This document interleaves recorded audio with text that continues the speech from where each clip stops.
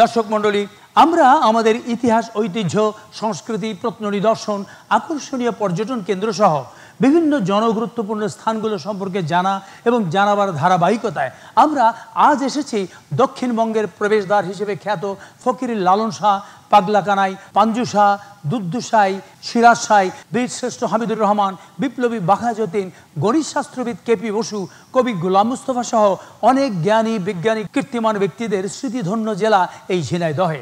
শুরুতে রয়েছে এই জেলা সম্পর্কে প্রয়োজনীয় কিছু তথ্য। দক্ষিণবঙ্গের প্রবেশদ্বার খ্যাত ঝিনাইদহ একটি অতি প্রাচীন জনপদ। অসংখ্য কিংবদন্তি, ঐতিহাসিক ঘটনা, তথ্য ও ঐতিহ্যবাহী সংস্কৃতির ধারায় সমৃদ্ধ জেলা ঝিনাইদহ। এই জনপদের রয়েছে অতি প্রাচীন, সুদীর্ঘ, গৌরবময় ইতিহাস।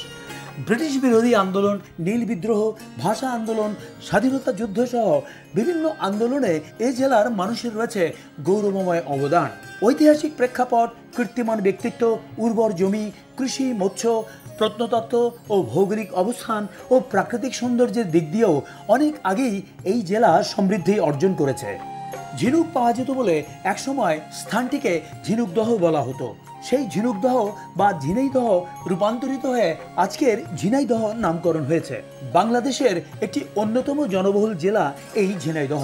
12 আউলিয়ার আশীর্বাদ পুষ্ট 12 বাজার, গাজী কালু চম্পাবতীর উপাখ্যান, কুমার কপোতাক্ষ চিত্রা বেগবতী নবগঙ্গা নদী, কলা আর পানের প্রাচুর্যমণ্ডিত এই ঝিনাইদহের রয়েছে সুপ্রাচীন ঐতিহ্য।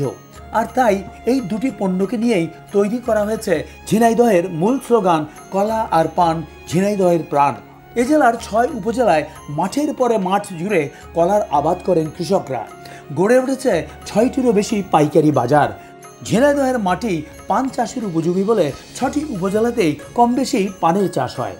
এ জেলার দর্শনীয় স্থানগুলোর মধ্যে ঝিনাইদহ সদরে রয়েছে মরমী কবি পাগলাকানাইয়ের মাজার, নলডাঙ্গা সিদ্ধেশ্বরী কালী মন্দির, কেপি বসুর বাসভবন, মিয়ার দালান, ঢোল সমুদ্র দিঘি, শ্রী শ্রী মদনমোহন মন্দির।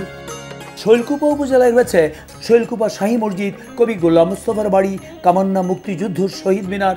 হরিণাকুণ্ড উপজেলায় রয়েছে সিরাজ শাহের মাজার, মরমী কবি ফকির লালন শাহের ভিটা, দুদ্দু শাহ ও পাঞ্জু শাহের মাজার।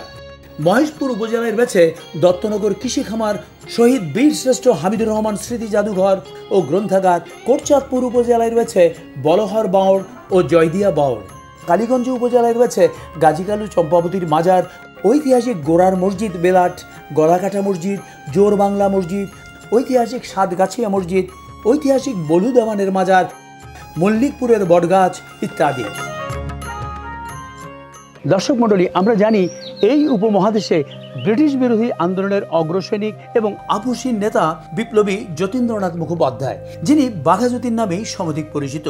তিনি 1879 সালের 7 ডিসেম্বর ঝিনাইদহ জেলার হরিণাকুণ্ড উপজেলার এই রিশখালী গ্রামে জন্মগ্রহণ করেন এবং 1915 সালের 10 সেপ্টেম্বর মাত্র 35 বছর বয়সে তিনি মৃত্যুবরণ করেন।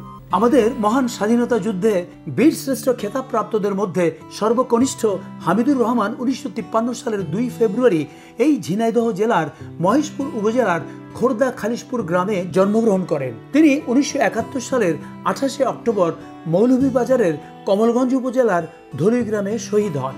পরবর্তীতে ধলুই সীমান্তে তার শাহাদাত স্থানে স্মৃতিসৌধ নির্মাণ করা হয়। 2000 সালে এই বীরশ্রেষ্ঠের নামে মহেশপুরে প্রতিষ্ঠিত হয় বীরশ্রেষ্ঠ হামিদুর রহমান কলেজ। দর্শক মণ্ডলী, আমার পেছনে যে বটবৃক্ষটি দেখতে পাচ্ছেন, এটি হচ্ছে এশিয়া মহাদেশের অত্যন্ত প্রাচীন এবং বৃহত্তম একটি বটগাছ।